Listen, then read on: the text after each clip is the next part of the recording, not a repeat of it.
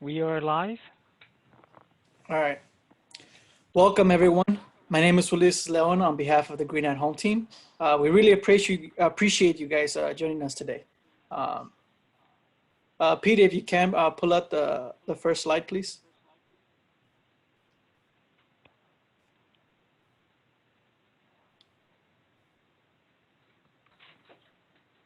Thank you. You guys should be seeing our first slide, Green at Home. Welcome. Like I said, on behalf of the Green at Home team, we really appreciate you guys.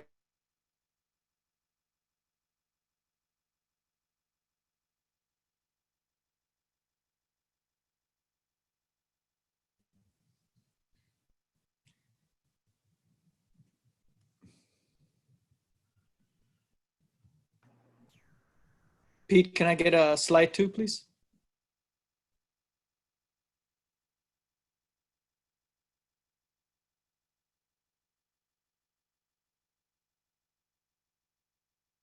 BYOL, Bring Your Own Lunch events that we will be introducing and connecting you, our members, to resources and support systems to help you, not only during this pandemic, the COVID-19 reality that we are now living in, but in the future as well.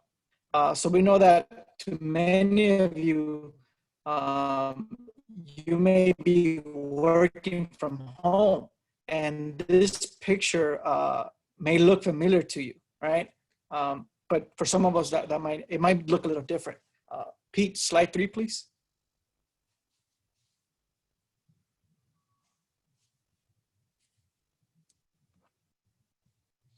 And on the other hand, I'm not quite sure if everybody's seeing the screen now, but on the other hand, this is probably a more accurate picture to what is going on at home. Without further ado, we all still have a job to do, and whether it looks like this or it looks like you're working from home or you have a home office or whatever, we still are under the same problems per se. Slide 4, Pete, please.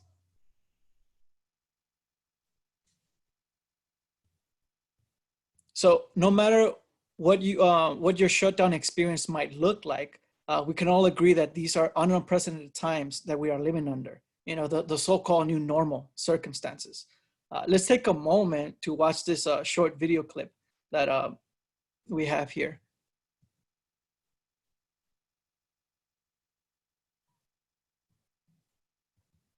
Pete, can we play the clip? Can we? Yeah, there's a clip right there. Yeah.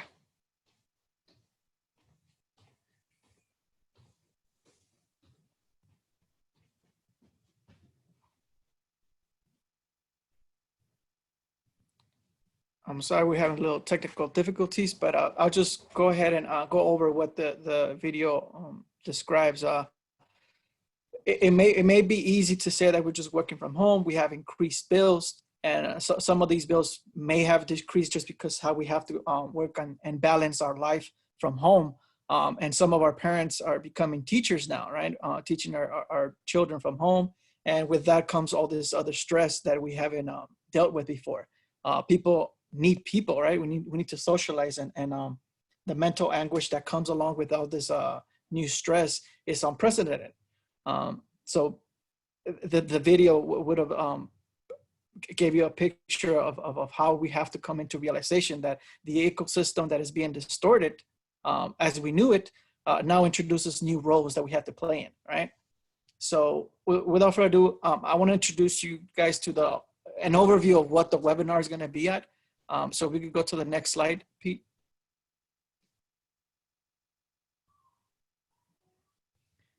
All right, so just a brief overview of what the webinar is going to look like. First, we're going to have Empower by David, which is going to be connecting you to various resources and cost-saving programs. Our second one would be the one-stop shop that would have considerations for many of you to purchase a new or used electric vehicle, hence the Green at Home.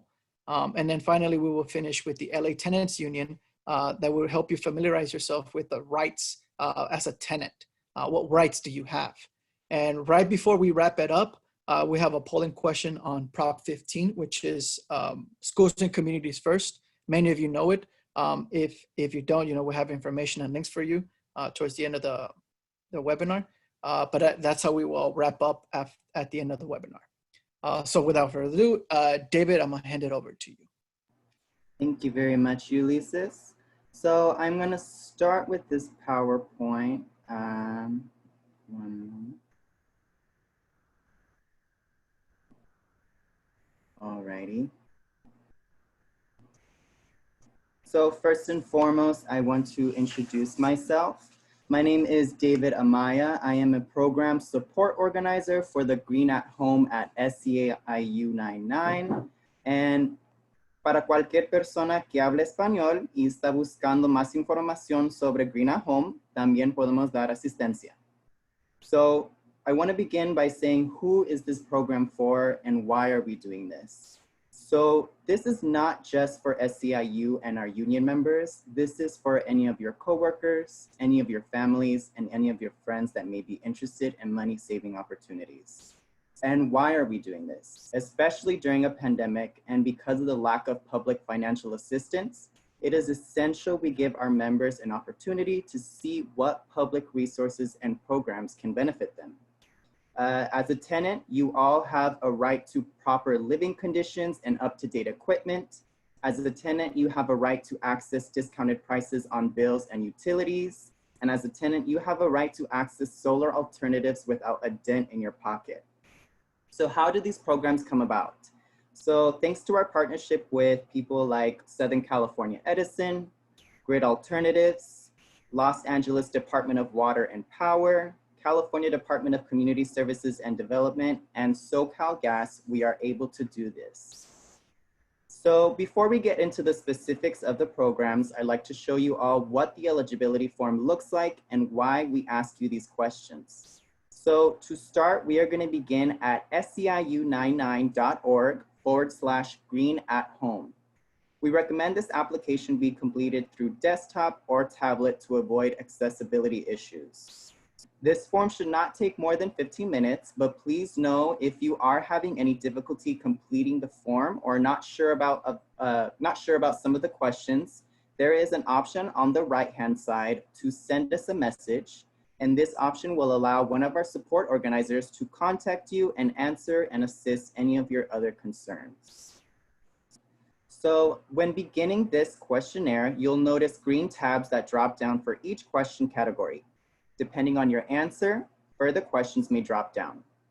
Now, why are we asking you these questions and how do they connect to these money-saving programs? So depending on the type of housing you stay in, this will connect you to different programs according to apartment, duplex, single-family home, and so on and so forth.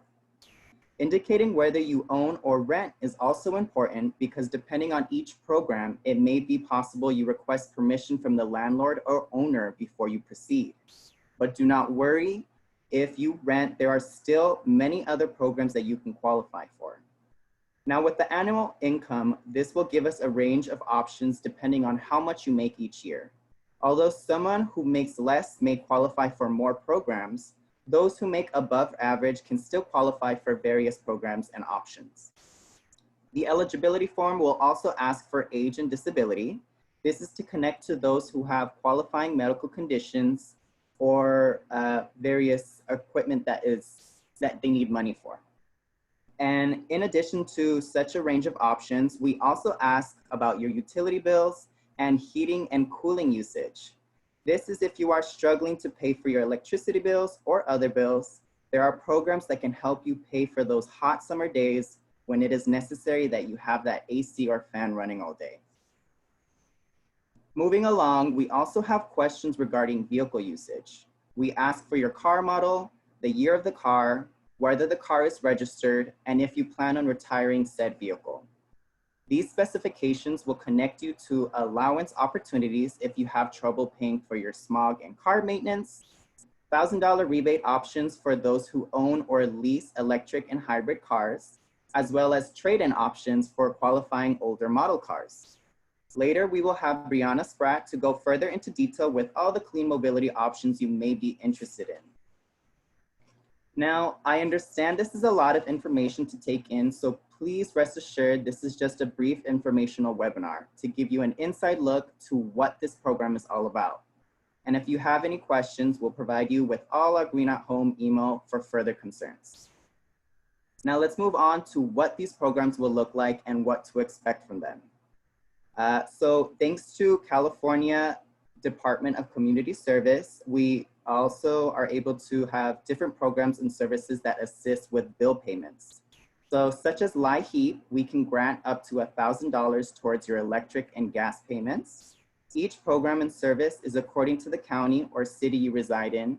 And from there, it'll show you which providers and agencies are in the area to help. We also have Southern California Edison, which you may be familiar with. Edison has programs like CARE, known as California Alternative Rates for Energy, which can grant up to 30% off of your energy bill. And we also have Family Electric Rate Assistance, known as FERA, which offers electric bill reduction by 18%.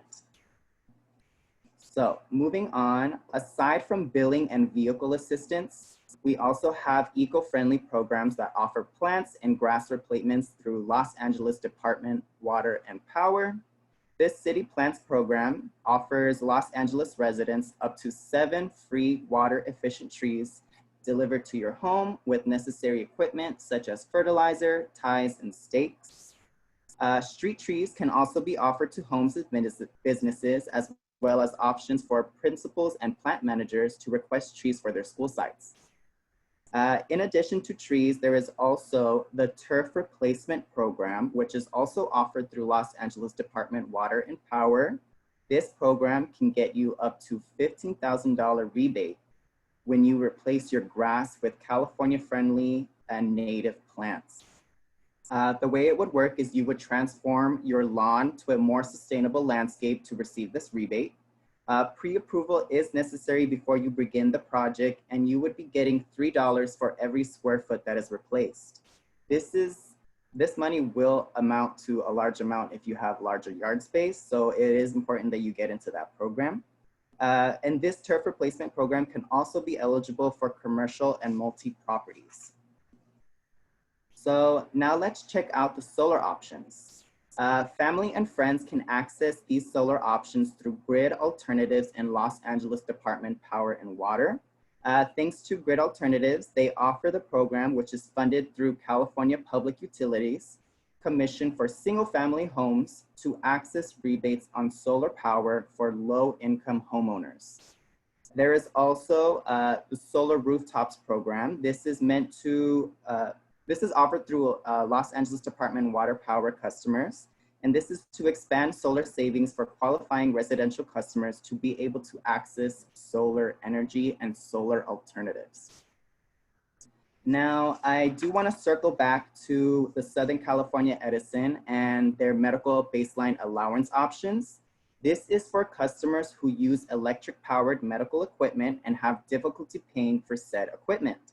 This is for those who have regular use of medical equipment. You will submit online or mail in, and it is necessary that you recertify this every 1 to 2 years.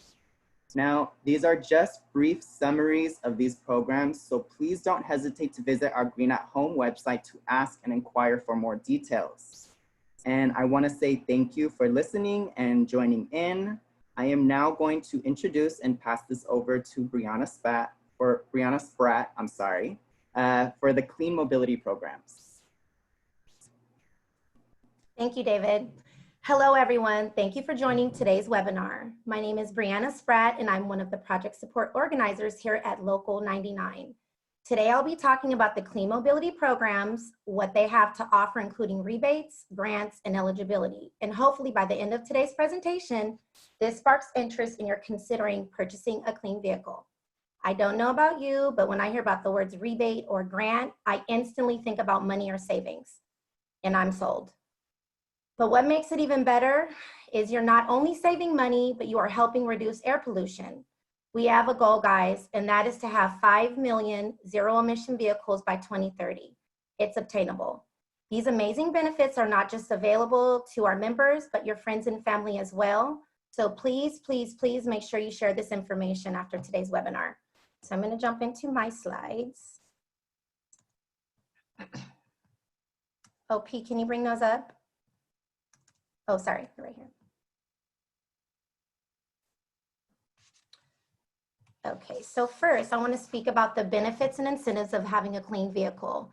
It improves air quality and public health by reducing tailpipe emissions, lower fuel costs over vehicle lifetime, lower lifetime maintenance costs, and potential savings with your local utility company. I know that Edison and LADWP offer savings, and also another benefit you can get from this is also you can get an HOV or a carpool sticker for qualifying vehicles.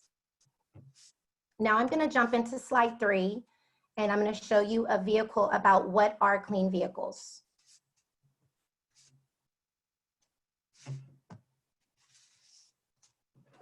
Did you know? There are clean and efficient cars available to you. They're called clean vehicles. The 3 most common clean vehicles to know about are electric vehicles, plug-in hybrids, hybrids. This is Sophia. She didn't think she could afford an EV. Then she found out about a California State Clean Vehicle program that offered financial assistance. I love that I get a parking spot at work. My electric car has no tailpipe emissions. And I gotta tell you, I feel pretty good about that because I know the emissions impact my patients with asthma. In California, it's about half the cost to charge an EV compared to filling a standard gas car. So for me, it was a no-brainer. It was absolutely the right choice for me because I drive pretty short distances. There is barely any maintenance required. I get to drive in the carpool lane with my HOV sticker, and it's free for me to charge my car at work. This weekend, she's thinking of taking the kids on a road trip up north. She knows the car battery can go easily about 200 plus miles, and she's planning ahead so she knows where the charging stations are along her route. Jorge's plug-in hybrid minivan is the best possible choice he could have made for his family. Our family has lots of expenses. I can charge at home or at work, so basically my daily commute is covered by electricity, which is much cheaper than gas. When I drop my kids at school, they're loud enough, so I love how quiet the engine is. Sometimes you can barely tell the car is on. It's so quiet. The seamless switch between gas and electric motors when I'm driving around is pretty cool too. When we go see grandma a couple of 100 miles away on the weekends, the car's long range means we can get there in one shot. Jorge loves that his plug-in has 2 motors, both a gas and an electric motor. Plug-in hybrids can have a total range of up to 500 plus miles because of the combination of both electric and gas range. With 3 kids, driving range is one less thing Jorge has to worry about. Claire just bought her first car, a hybrid sedan. Hybrids don't require charging, and since Claire doesn't have a place to charge anyway, a hybrid was the perfect fit for her. My car gets power from the electric motor when I'm just driving around town, and I love this because I didn't want a car that creates a ton of emissions just for running errands. When I have longer rides, the gas and electric motor work together. The electric motor charges when I drive and hit the brakes. I mean, it's just seriously cool. And because I don't need to plug in when I get to school, I can just grab a spot on the street. As a first-time car buyer and college student, Claire will save money driving a hybrid car. Her fuel and maintenance costs are cut in half compared to if she bought a new gas car. Clean vehicles are really common now. They come in all shapes and sizes, and they're getting more efficient and affordable every day. If you're thinking about getting a car, why not cut your emissions and save money by switching to a clean vehicle?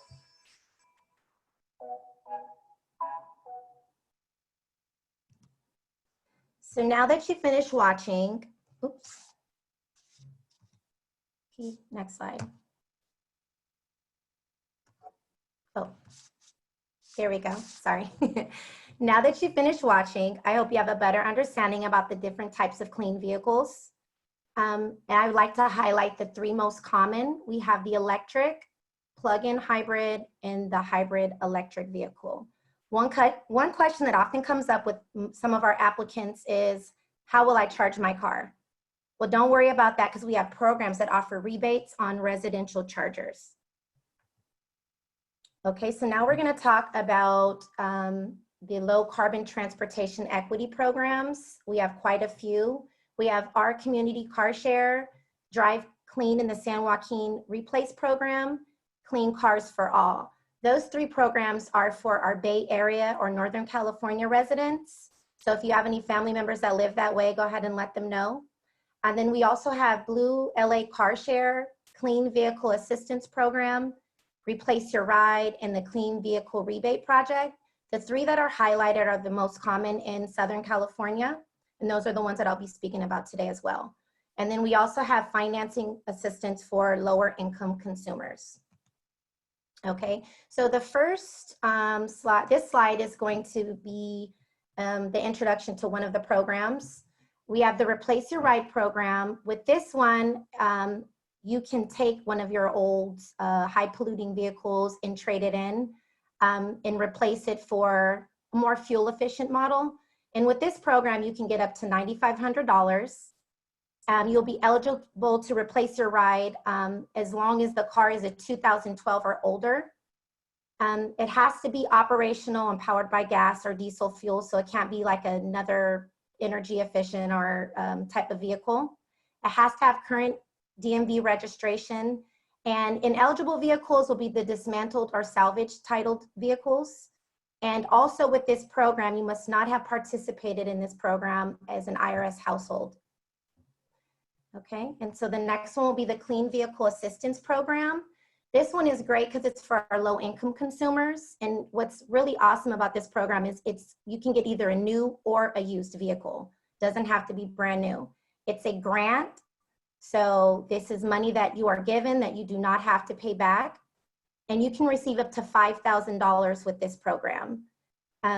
So what you will do is you'll submit your application online. Once you're approved, you'll get an approval packet, and then you can start researching your car of choice or your clean vehicle of choice. You will bring your approval packet to one of our network dealerships, and as long as the car passes mileage and the year of car has to be within 8 years, you are approved. And then you can also use our beneficial state bank. They offer financing at 8% or lower, but if you choose to go with your own finance company, you can do so as well. However, the loan has to be at 16% or lower in order for the vehicle purchase to be approved. And then last but not least, we have the Clean Vehicle Rebate Program. This program is for new vehicles only, and as well, it has to be an electric car. It cannot be the fuel hybrid. It's for purchase or lease. And with this one, you get up to $7,000, and this is a rebate. So you get the money, you get a check in your name within 35 days of your date of purchase, and you can do whatever you want to do with the funds. This car, there are some requirements. You have to own and register the vehicle in California for 30 months. And this one is available for California or fleet. And this program, if you don't feel like you fit in the low income range, this one has a higher income cap, which I believe is for $130,000 for one single filer. So that's kind of high. And for a joint filer, it would be $300,000. I mean, $300,000. Okay, sorry. So there are various eligibility requirements that are listed here, but we will work with you to determine what incentives you may be eligible for. Also, if you are worried about credit, we have our state-sponsored financing that will help you get into a clean vehicle, so don't worry. Well, that concludes my presentation for today, and I would like to thank you for your time, and I look forward to working with you. So I will introduce Christina with LA Tenants Union. She'll go ahead and take over.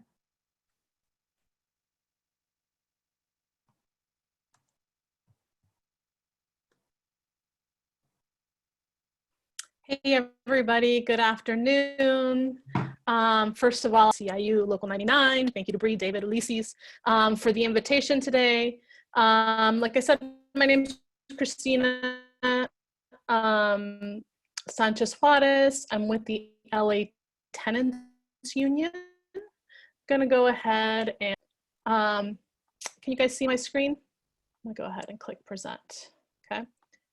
Wonderful, okay. So yeah, so my name is Christina. I'm with the LA Tenants Union. Today I'm going to be co-presenting actually with another organizer named Tiffany Wallace from the amazing Lenox Inglewood Tenants Union. We're both super excited to be here.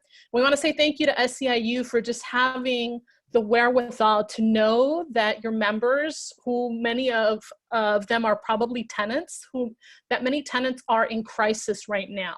Right? We're in the middle of a pandemic. We can't afford our rents. And a lot of things are really coming to a head for us, right? So we thought, what a great partnership, right? To start engaging with one another. So today's presentation is actually going to be a preview for a longer 2-hour workshop that we will be presenting in collaboration with SEIU Local 99 in the next month or so. So please watch out for that invitation. That will be a longer tenant rights workshop. Today, we're just going to give you a little taste, a little like nugget of what we do, of what a tenants union is, what our function is. So yes, so let me go to the next slide. Okay. So the LA Tenants Union organizes buildings and neighborhoods to protect tenants from illegal eviction, landlord harassment, and unsafe working conditions. We're a diverse, membership-based, tenant-centered movement fighting for the human right to housing for all. We demand truly affordable and safe housing, and our mission is to strengthen tenant power through education, advocacy, and direct action. So I want to talk to you a little bit about what that looks like today. Before I do that, I want to just show you some different statistics. I'll just highlight a couple of these. And these are just some of the conditions in Los Angeles that led to the creation of the LA Tenants Union. So in Los Angeles, around 60% of us are renters. And this is the largest percentage nationwide. And one of the things that we were asking ourselves when the LA Tenants Union started in 2015 was, why don't renters have more power, right? Why don't we have more rights, right? In Los Angeles, the median rent is 46.7, or nearly half of the median income. So we give a huge chunk of our paychecks, our biweekly or our monthly paychecks, over to rent, right? And if you live in LA, you know that this is true, right?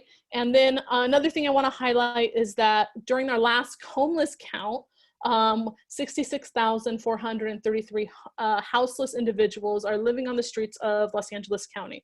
So when we look at this, these facts, but just thinking about our own lived experiences, I'm sure there's people watching right now who have had astronomical rent increases of $200, $300 a month. Because you might not be living in a rent-controlled apartment. Some of us in LA, in Los Angeles, in the city of Los Angeles, have rent control, but many of us do not. You might have a landlord who's just refusing to make repairs.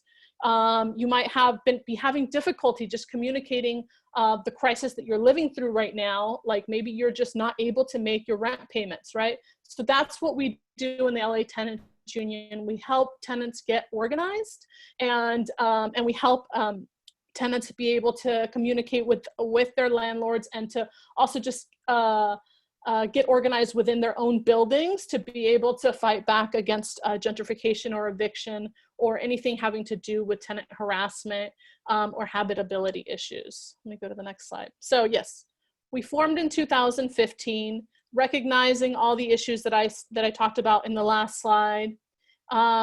One of the ways that we're structured is that we actually have what are called locals, okay? So Los Angeles is so huge and vast that there's just no way that you can organize folks through one centralized hub or meeting. So we very quickly realized that we needed to have neighborhood committees. So these are just some of our, sometimes I call them neighborhood committees, sometimes I call them locals, forgive me.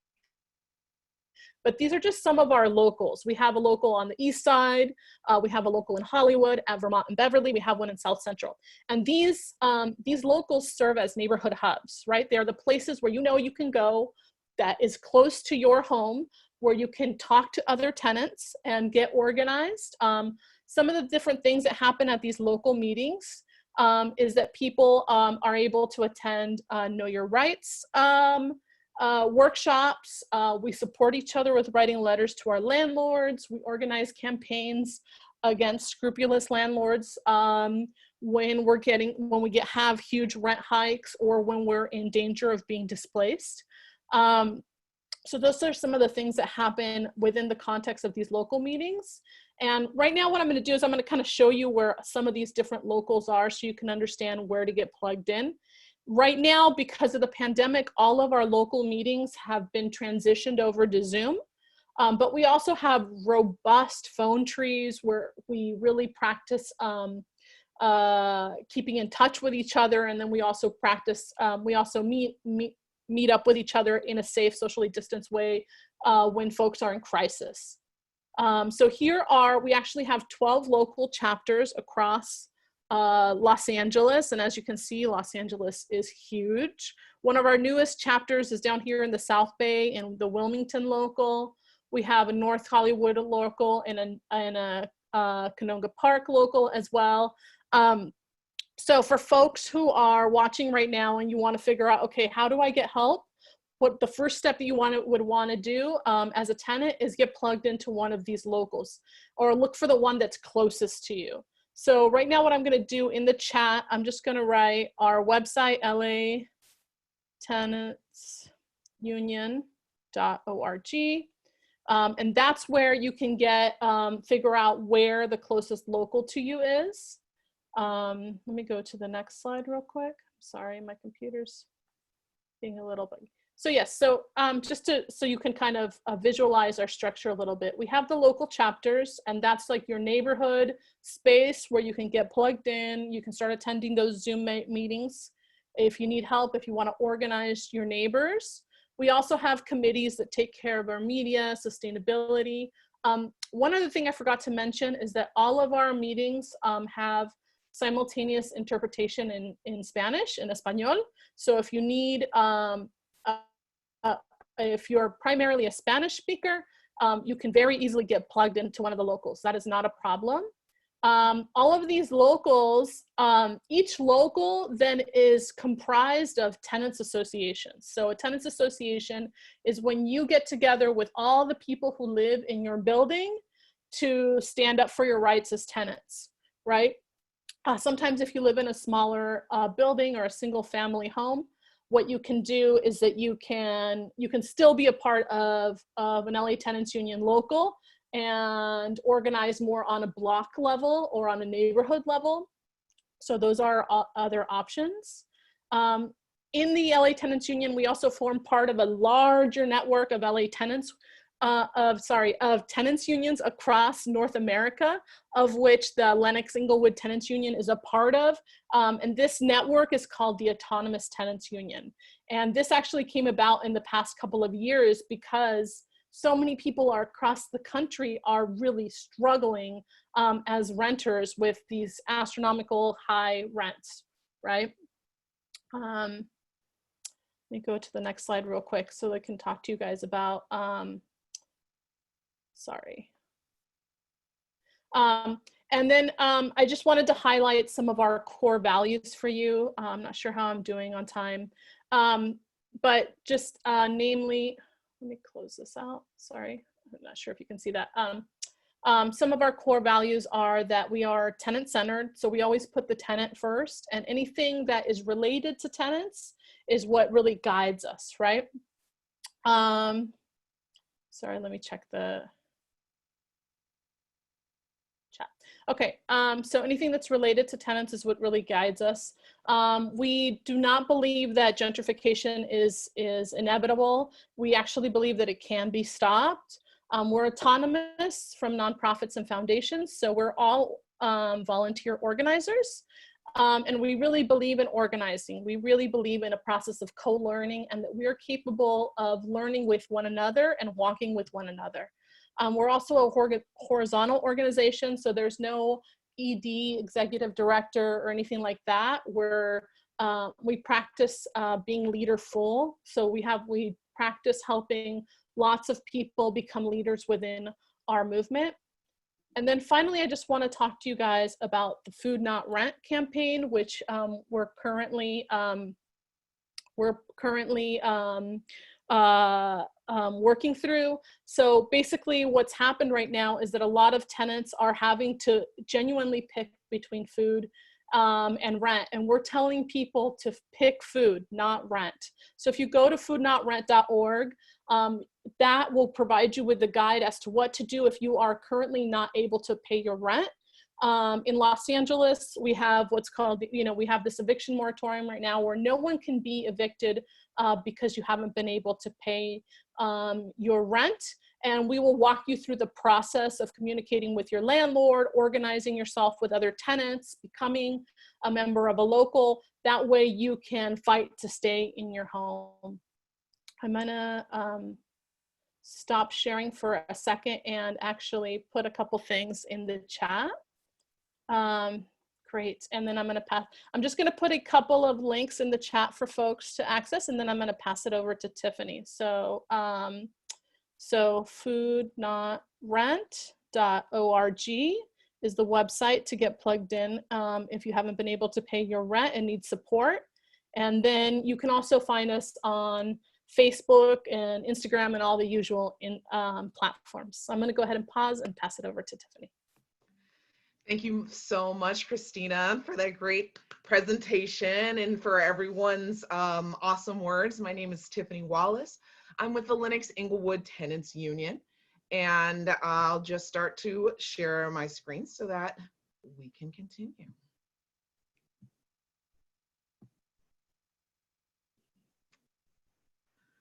Okay, great. So just a little bit about us. As the Lenox Inglewood Tenants Union, we are about 1 year old. So this presentation, this is actually my very first PowerPoint creation of slides. So thank you very much. But really, one of the things I wanted to do in presenting was give a perspective of someone who is a rank and file union member. I'm a member of UTLA, so what? But just also that this is something that you absolutely can do, and that I'm part of organizing.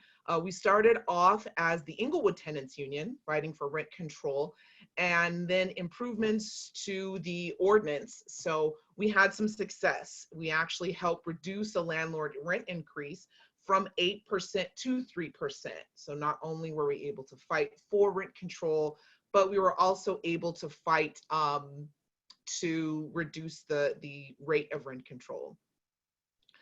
The Lenox Inglewood Tenants Union, Lenox and Inglewood share a courthouse and have similar demographics. Median income is about $40,000 per year, and we're both majority Black and Brown communities.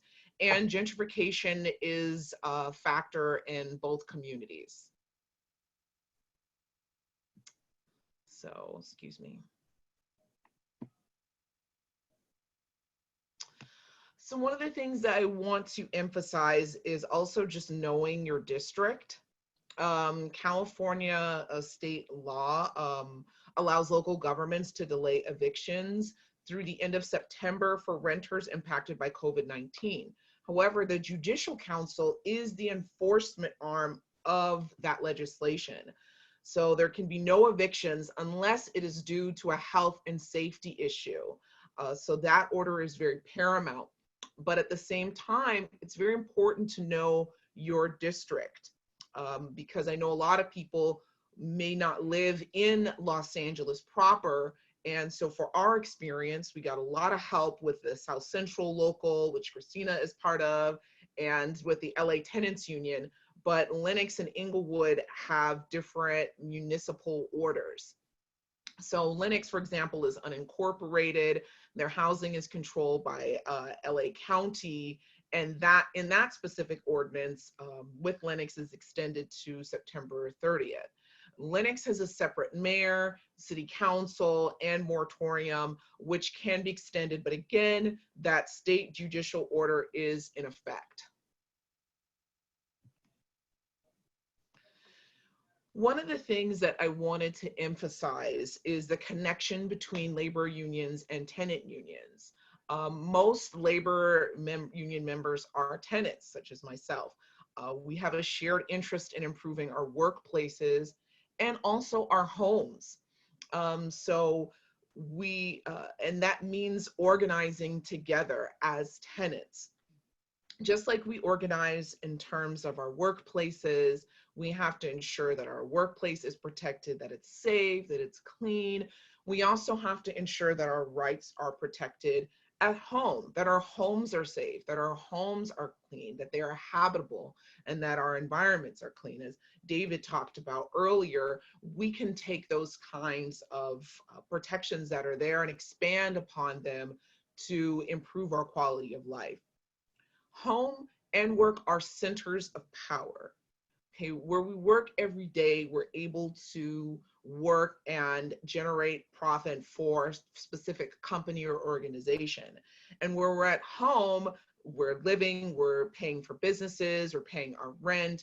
These are centers of power for ourselves. And so we can look at them as a place for organizing to improve those places and improve our communities, and make demands as well, such as rent and mortgage cancellation, debt forgiveness, collective habitability demands that can be pushed at council meetings and at our landlords. So as a union, consider a victory that you may have achieved or participated in.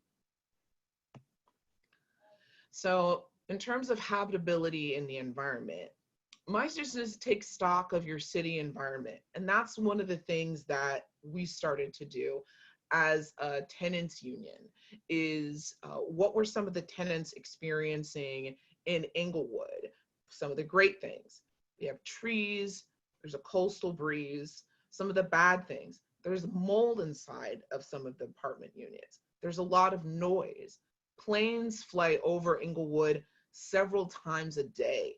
And because we're so close to LAX, it's incredibly loud and there's a lot of noise. And with the new NFL and NBA stadiums, there's going to be even more traffic and pollution. So what are we doing about it?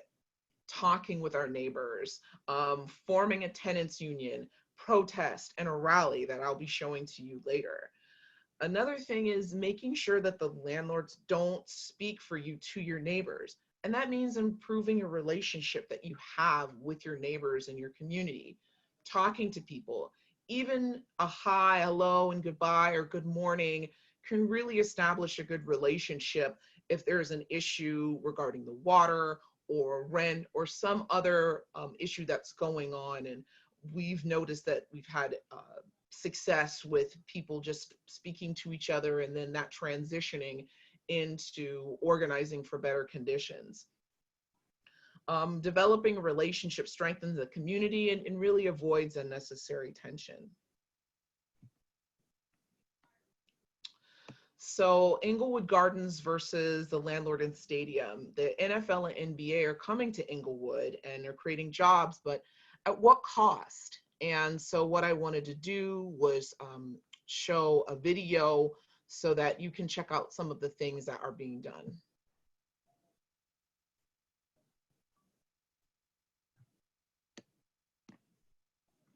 This since September of last year. I sent him a text at 4 a.m. in the morning because that's when I saw the leak. Everything was wet. They just went, make a hole, and they left that hole right there for almost 2 months. No sink, no nothing, in the bathroom. Finally, he came to put a sink, a used one. This is the sink, see? It's loose. And this toilet is leaking water from the bottom when I flush it. See the floor? There's mold, there's mold. So you wanna see the hole from the kitchen? That's the hole. They left this about 3 months ago. My bed under it is full of mold because of the humid of the apartment. So I don't know where to put my stuff. He never do nothing. I want the people to know what's going inside there. So today we're going to have a rally. So you think I should put my New Year's gift from... My New Year's. From Brian. Oh my gosh, okay. Those apartments are worthless. The only thing that I know the worst is the lot. Right there. That's why he bought that place.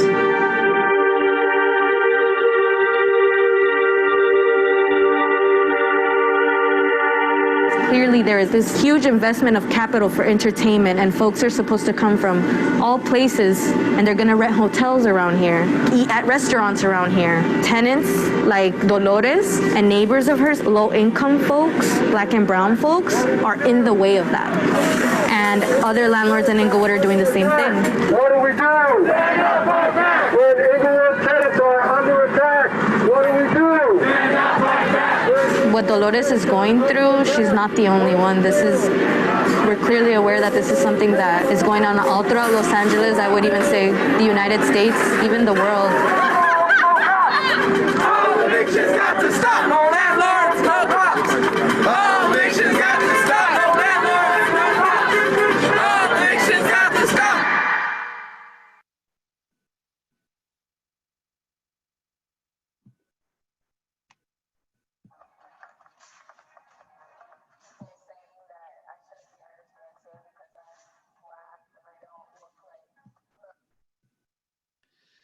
Okay, thank you. So just a little bit of background of that. The landlord raised the rent hundreds of dollars. I'm sorry. The landlord had raised the rent hundreds of dollars, but left the tenants in uninhabitable conditions. Half the tenants had already been forced out due to lack of habitability. The landlord had remodeled the empty units, but left tenants just, with remaining tenants with mold, rodents, roaches. And this is to hide the conditions for the remaining units while, those tenants were living basically in misery and just, how much is a job worth if we can't afford to live in the community, But this less than a month after that rally that you all saw, code enforcement came back and the landlord has started making improvements. This fight has been going on since September of last year. So we're seeing a lot of movement based on that kind of organizing, and it's with the help of South Central, it's the help of labor unions in our community and members, and also the help of the tenants union. So just a little bit of information. Thank you so much for your help and for your participation. And I hope you're encouraged to start your own organizing too.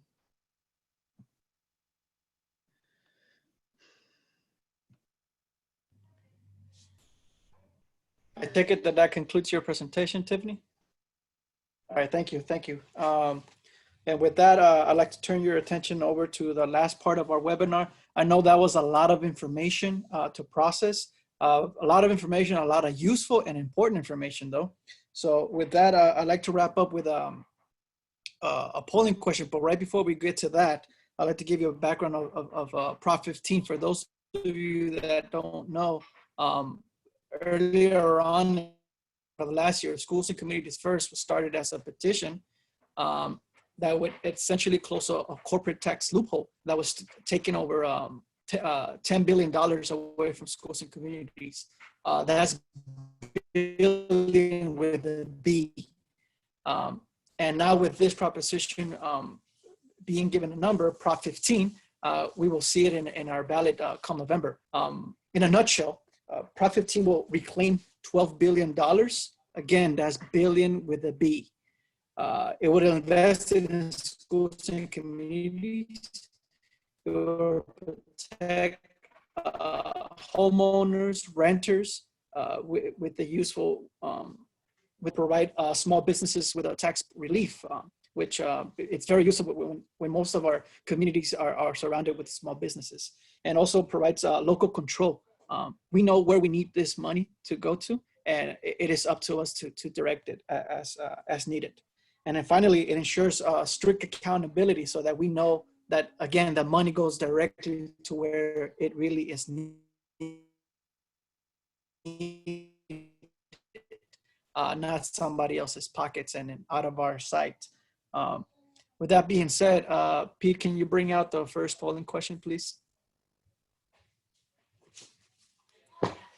And the first question here says, will you vote yes for Proposition 15, Schools and Communities First? And one of the answers is yes, the other one answer 3 is undecided.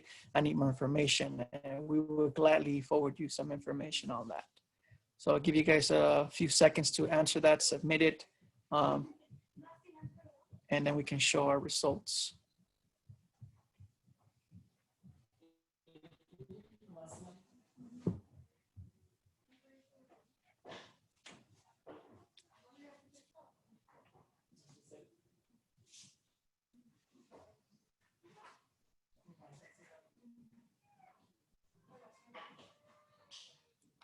Okay, so I can see the results on my screen. Hopefully you guys can do.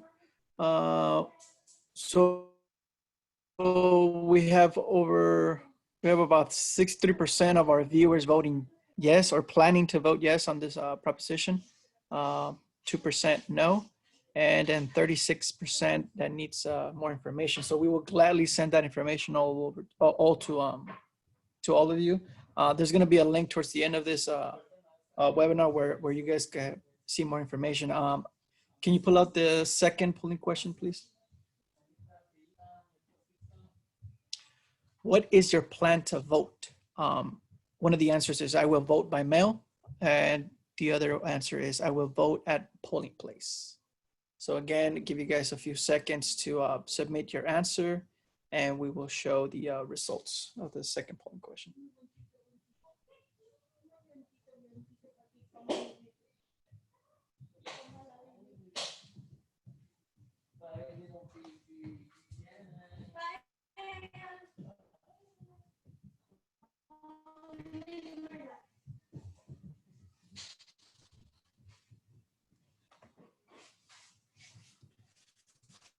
Okay, we have our answer here. Wow. And then 20% will be voting at a polling place. At least that's what we're planning. Given the circumstances, some of you know that effectively for this time around, most of us will be receiving a vote by mail ballot anyway, if you are registered to vote. Deadline coming up pretty soon. I think it's in October. I don't have specific details on that, but if you are registered to vote, you will be receiving a ballot to vote by mail. So with that being said, I'm gonna pull up the screen where we have more information in case any of you viewing this has any questions. You can forward it to one of the panelists here today. Can you guys see my screen yet? No? Okay, let me try it one more. Should be coming up now. So for those of you watching from home, if you guys would like to take a screenshot of this so you guys can have these email addresses handy, and at the bottom there's a link to more information to Prop 15. Make sure you reach out with any concern, questions, or around any topic that we covered today. If something sparked your interest, if you'd like more information from it, feel free to reach out to any of us so that we can follow up accordingly. I don't know if anybody else on the panel has any last things to add before we take this to a close. No, I think that's all for us. Thank you, Ulysses. Great. Christina, Tiffany. No, just thank you so much for having us. Please get in touch with us either by email, find us on Facebook, on Instagram. We have people who monitor the different inboxes. So that's one way to just get a hold of us quickly, and then we can figure out which tenants union you need to be plugged in with, which local you need to be plugged in with. And if you actually don't fit into one of our locals just because geographically you live somewhere else, we are connected with a lot of other tenants unions across Southern California, across North America. There's ways for you to plug in. Yeah, thank you so much, Christina. It's true. They're really helpful. Christina and other members of the South Central Local were really helpful in helping us at the Lenox Inglewood Tenants Union start our union. And the Autonomous Tenants Union Network is all of North America. So if you're interested in plugging in, this is something you'd like to do, I highly recommend it. There is a place for you to create the kind of community that you want to see. And this is just our website, litunion.org. for you to check out if you'd like more information. But, you know, just feel empowered. I'm a regular rank and file member, you know, learning all of this stuff together. So this is something that you can do, feel empowered. We can do this together. Great. Thank you for the words. And with that, I hope that everybody's keeping safe at home and that your loved ones are keeping out of harm's way with this COVID-19 reality. And with that, we'll leave you guys to the screen here and make sure you guys jot all that down. And like I said, if you guys can, take a screenshot of it. If you have your phone handy, take a picture of it so you guys have it on file. And that's it. Thank you guys for joining. We'll see you guys at our next webinar. Bye-bye. Bye. Thank you.